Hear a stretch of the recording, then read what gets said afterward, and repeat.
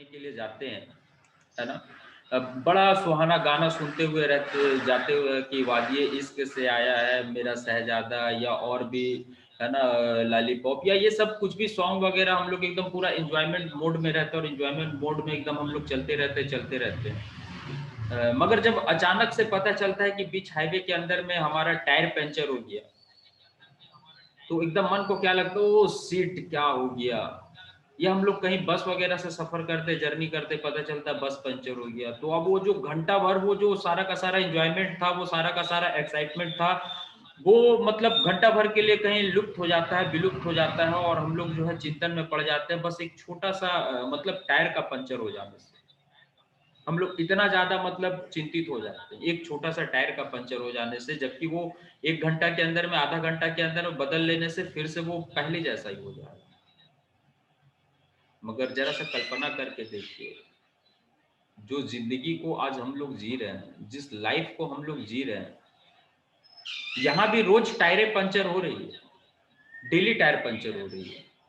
कोई दिन ऐसा नहीं है जो टायर पंचर नहीं हो रही, स्थितियां बहुत अच्छी नहीं है, और ऐसे ऐसे टायर पंचर हो रहे हैं जिस टायर का एक्सपेक्टेशन लोगों ने पाल नहीं रखा था, ऐसे ऐसे टायरें पंचर हो रही है।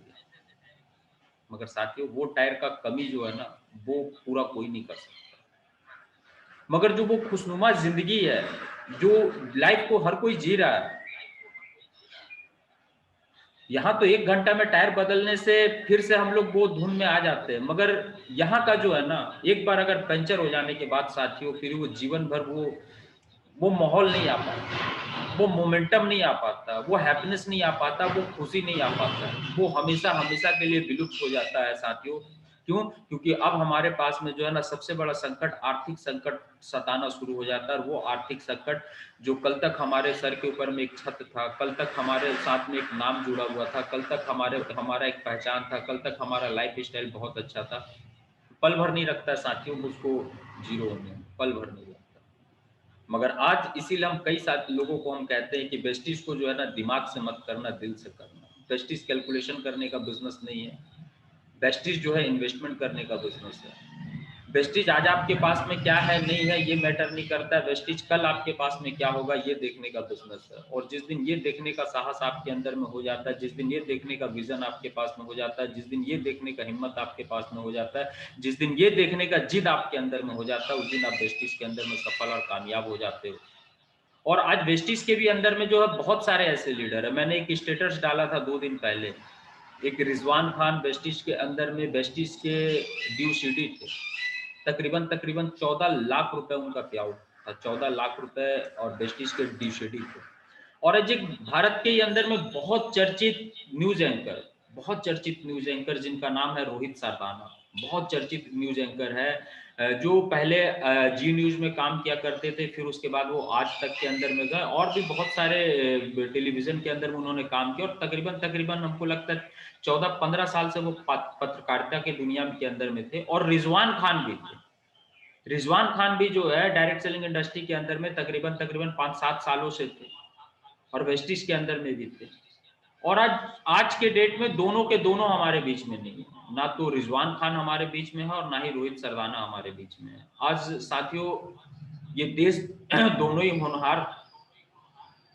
मतलब योग पुरुष को, ये दोनों ही टैलेंटेड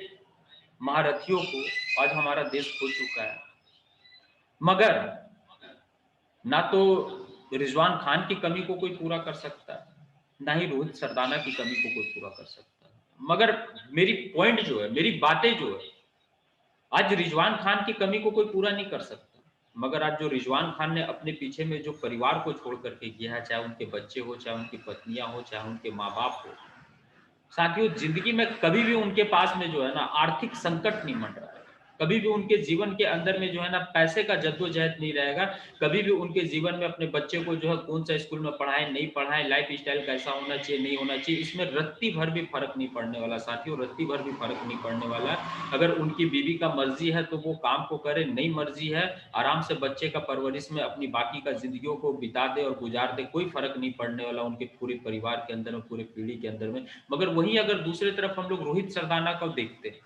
आज 7.5 लाख रुपए का पे आउट आज तक से उनको भी था, और वो भी 7.5 लाख रुपए का पे आउट कमा रहे थे आज तक न्यूज चैनल से। मगर साथियों अब आज तक न्यूज़ चैनल वाला उनको 7.5 लाख रुपए का इनकम नहीं देगा। आज रोहित सरदाना के 2 छोटे-छोटे बच्चे हैं, आज उनकी पत्नी भी पत्रकारिता की ही दुनिया में थी।